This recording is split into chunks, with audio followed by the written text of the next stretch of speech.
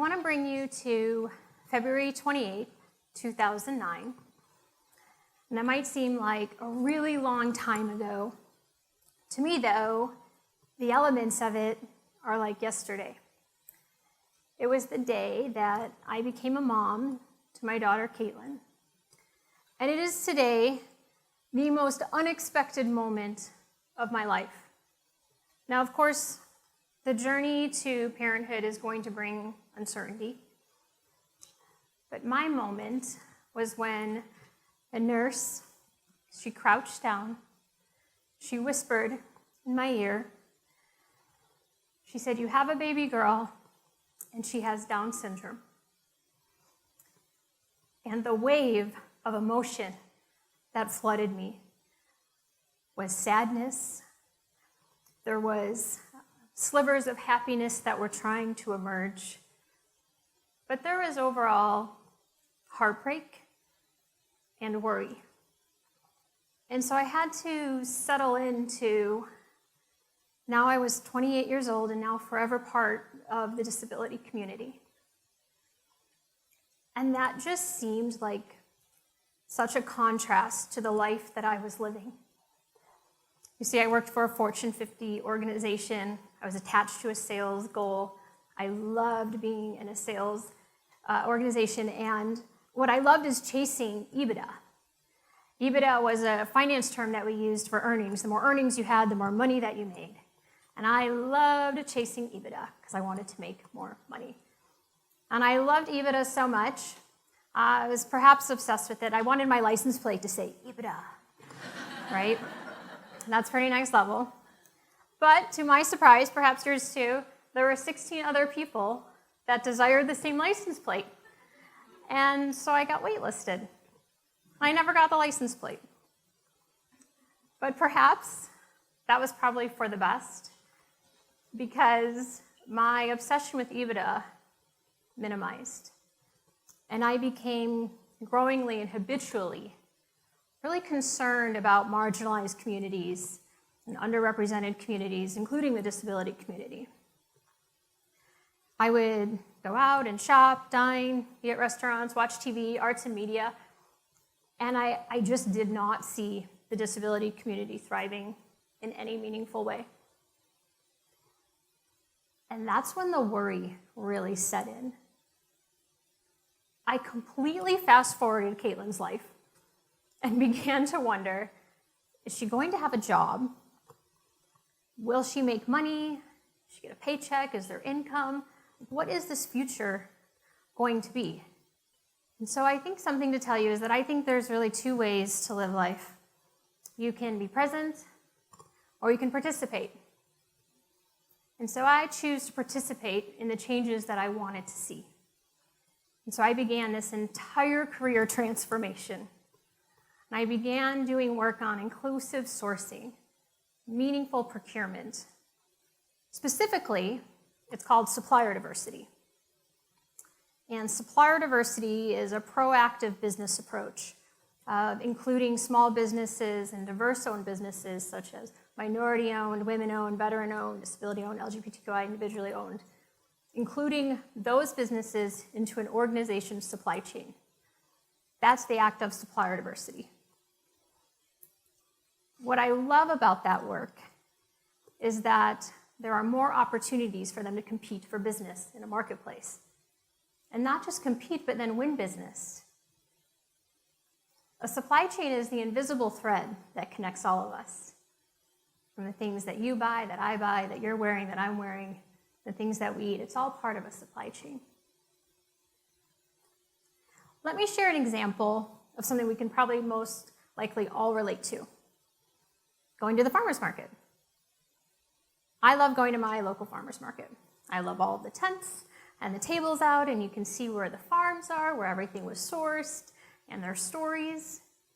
There's a particular vendor that I always visit in my hometown. It's called Conscious Cup.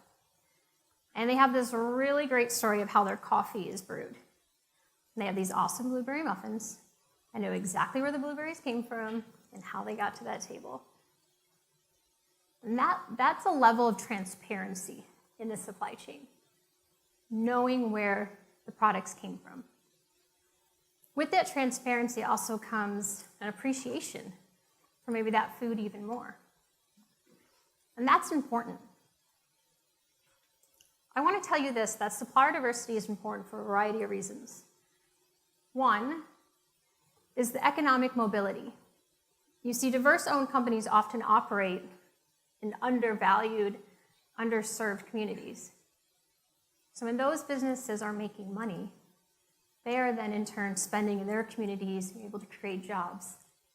And there's economic mobility that way. Another would be the innovation. You see, small business owners and diverse-owned business owners, they bring their own level of perspective to ideas and solutions. And that is brought to the table. There's new ways to solve problems. Next would be what I would call supply chain resiliency. This means that in a supply chain, when you have a variety of suppliers and vendors servicing the chain, and maybe something goes wrong over here with these one or two, there's a logistics issue, something's out of stock, but you still have others that can keep the business moving, right? So there's resiliency. So think about if you just had one or two in a supply chain of suppliers and something went wrong. Business wouldn't continue to flow. Next would be the revenue enabling. But what does that actually mean? Revenue enablement is the act of creating capital and money. Money matters. We need money to be flowing through underserved and marginalized communities. With money, right, you can equate to income. Income probably relates to a paycheck, right? Think of all the things that all of us get to do with income and money and a paycheck. That's actually what grounds supplier diversity. When supplier diversity first started here in the US, it was designed to solve a widening, marginalized racial wealth gap. Okay, so now you're probably thinking that is a really big thing to solve for, and that's going to take a lot of time. And you're absolutely right. Supplier diversity isn't new. It's actually been around 50 years. And it started here in Washington, D.C. It started by an executive order in the White House under President Nixon. And in the executive order, he said that the federal government would now have to procure items from small businesses and minority-owned businesses. So they would then be in their supply chain. And targets were set and goals were set. So for an example, an agency might have been given a 15% small business goal, meaning everything they were going to buy that year, that 15% of that had to be bought from a small business. And they were so serious about these targets and goals being met because they knew what the outcome could be. That the federal government, during that time, even withheld maybe funds and payments to subcontractors until those goals were met. So now we have legislation kind of mandating supplier diversity. Public companies followed suit. There's a firm point B that tells us that 82% of Fortune 200 companies practice supplier diversity because it's good for business. And it's good for the broader society too. There's an organization called the NMSDC, and they publish this economic impact report every year. They were able to tell us that with certified minority-owned businesses, how much revenue they were able to garner. But then also, what did that revenue do? Supported new jobs. 1 million jobs. That's a lot of people going back to work.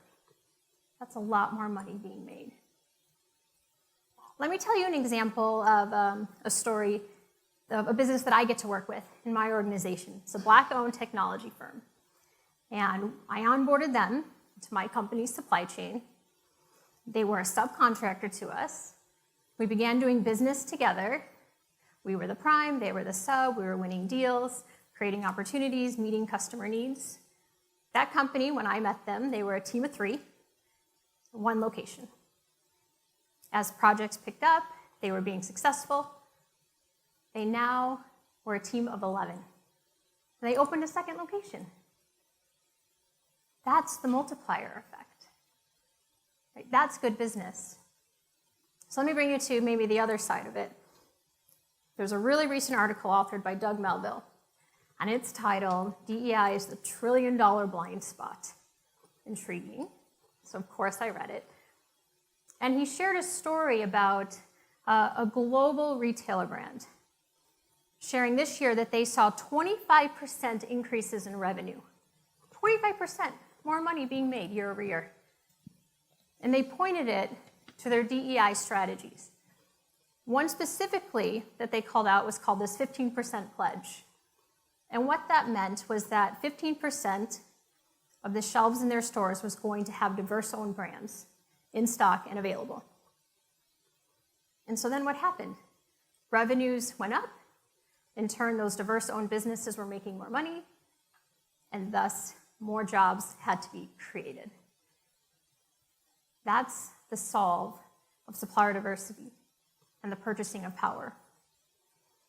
You know, it's August, and every August, I think of a back-to-school time. And what always happens that I participate in are these back-to-school drives, right? Like stuff a backpack, fill a bus, give one. Because there's been this pre-identified group of students that would perhaps go to school without school supplies if we didn't do this drive. So we do the drive. But I would ask you to think about, what if we put those students' moms and dads back to work so that we weren't stuffing buses or backpacks for the next 15 years? That's what we're solving for. There's a really big contrast that supplier diversity should not be confused nor mistaken for charity or a handout or acts of kindness.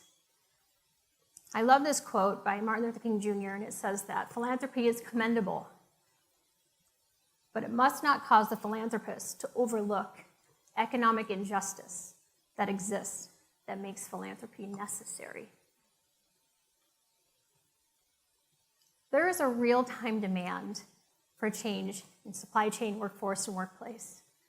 The truth isn't always hard to find. It might be hard to hear.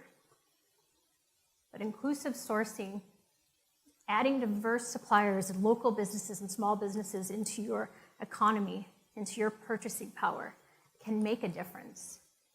It's good business, it's good for society, and you can do it, and I can do it.